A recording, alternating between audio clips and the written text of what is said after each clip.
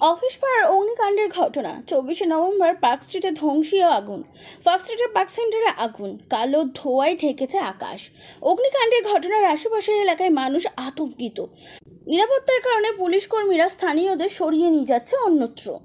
ঘটনাস্থলে রয়েছে দমকলের 15টি ইঞ্জিন। অবনীন্দ্রনাথ ঠাকুর রোডে যান চলাচল নিয়ন্ত্রণ করছে কলকাতা ট্রাফিক পুলিশ। দমকলের সূত্রে জানা গিয়েছে, ওই বিল্ডিংয়ে আটকে থাকা মানুষজনকে সরানোর কাজ চলছে। দমকলের সংখ্যা বাড়ানো হচ্ছে। আশেপাশের বিল্ডিংগুলো থেকে সাধারণত মানুষকে সরানোর কাজ চলছে। ওই বিল্ডিংয়ের মধ্যে গ্যাস সিলিন্ডার সরানোর চেষ্টা চালানো হয় দমকল বাহিনীর পক্ষ থেকে।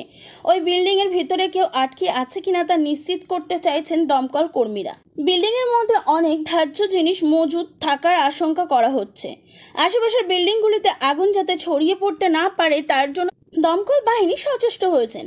আশেপাশে বহুতল রয়েছে, ওই বহুতলে যারা বসবাস করেন তাদেরকে সরিয়ে নিরাপদে নিয়ে যাওয়ার কাজ চলছে। আগুন লাগার পরপরই ওই বিল্ডিংয়ে একাধিক সিলিন্ডার বাস্ট করে বলে স্থানীয় সূত্রে জানা যায়। আশঙ্কা করা হচ্ছে, যেহেতু রেস্টুরেন্টের, সেই কারণে আরও অনেক সিলিন্ডার মজুদ থাকতে পারে।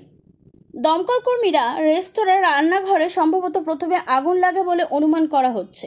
মাথায় অ্যাডভেস্টার থাকা তা ভেঙে ভেঙে পড়ছে আগুনের ভয়াবহতায়। আগুন নেভাতে রয়ডার নিয়ে এসেছে, জল ঢালার চেষ্টা চালানো হচ্ছে। জল দিয়ে আগুন নেভানোর চেষ্টার পাশাপাশি ফোম ব্যবহার করছে দমকল কর্মী। ওই বিল্ডিংয়ের ভিতরে ঢোকার চেষ্টা করছে আগুন নেভানোর কাজে যুক্ত দমকল কর্মীরা।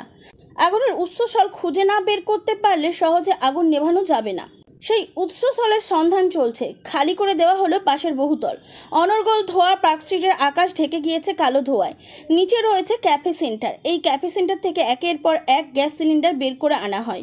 আগুনের উৎসস্থল খুঁজে বের করেন দমকল কর্মীরা। জল ও ফোম দিয়ে উৎসস্থলে আগুন নেভানোর তৎপরতা দেখান তারা।